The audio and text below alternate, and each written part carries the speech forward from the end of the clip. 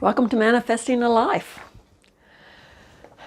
Long time ago, ancient history, when I was first going off to college, I had to choose a major.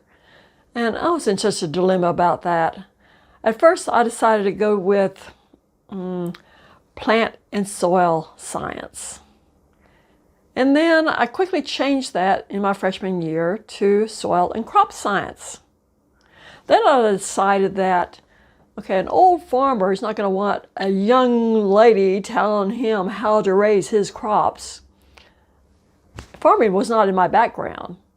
I was a suburbanite. My grandparents farmed, but that was what everybody did back then. So I decided, okay, I'll change my major again to food science and technology, still in the food industries, but it sounded very interesting. And there were promising jobs. For some reason, that was very important to me back then. So I changed my major to that, but then I still wasn't sure, and I was in turmoil. So I went to the college campus counselors, and I cried on his desk. I was a mess. And he put me through a bunch of tests to find out what my main interests were, what my talents were, and that kind of stuff. But he wouldn't have the results back until the next week. So that weekend, I decided to go off to the church that I usually went to, which was on the other side of campus from where I lived. And so I drove over to that side of campus, and I started looking for a parking place. Now, this church was located on a street called Church Street, which means there were a lot of churches on this street, and which also meant on Sunday mornings it was very congested and it was very hard to find a parking place. There were not very many parking lots in this area. So I drove around, couldn't find anything, and so I asked God for help. I said that, okay, if I can't find a parking space when I turn back down this street here, I'll just go back to the church that's actually across the street from my apartments. I'd never been to that street, to that church, but I really liked this church. And so I turned the corner, and as I went down the street, there was a parking space almost in front of the church's front doors. So I pulled in, parked, went on inside. They were just starting up. I really liked listening to the Reverend there, Reverend Malcolm Baines. And guess what his topic on his sermon was that week? It was how there was need for workers in the food services industry. Like, huh? How many sermons have you heard in that kind of a genre? It's like this sermon was geared just to me. I felt like this was my answer to my prayers. And after that, I felt calm.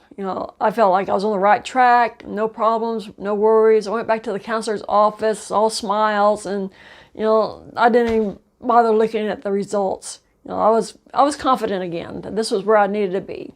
So I graduated with that degree. And then I spent all summer looking for a job, which I didn't get any nibbles on, nothing. And so when fall term came around again, I decided to go back to college and get a degree in mechanical engineering, which made my father very happy. And it was something I knew I could get a job in. So I asked myself, why did I feel led to this degree? What was going on here? I attended a class from a spiritual leader that told me that we have a wide range of things that we could pick from. It's not like we have this one little narrow tunnel that this is what we are supposed to do when we are here. What we are doing while we are here is more on a spiritual growth level, not on a let's do things. We're spiritual beings, not spiritual doings. So you can choose whatever you want. You just have to choose something. It's like when you choose something, you have your hand on the rudder. You have a direction to go. And then Spirit fills your sail and gets you moving. But you have control of that rudder. If you don't take control of that rudder, you're going to be going around in circles, or you're going to be whipped around by the wind, and you're not going to get anywhere. So you have to have your hand on that rudder. So that was just the Spirit telling me to just choose something and get moving, get going. I can't use you if you're just in such turmoil. So what did I need from this? I needed reassurance that I was on the right path. I always admired those people who seemed to know from an early age exactly what they wanted to do and go out and do it. It's like I had so many interests. I had no clue. I loved banking. I loved money. I loved growing money. I loved coins, old coins, foreign coins. I loved architecture. I loved anything to do with math or science, chemistry, biology. I loved archaeology.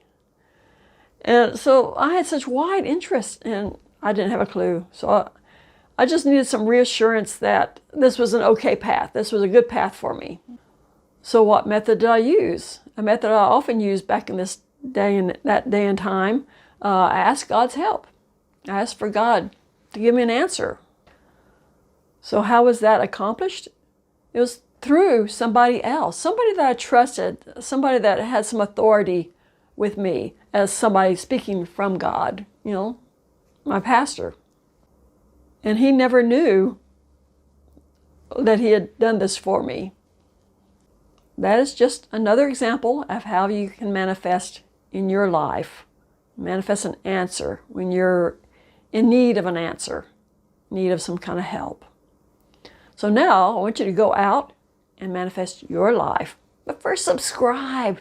Hit the like button. Let me know when you have asked for help and you received it in an unusual way. Till next time, bye.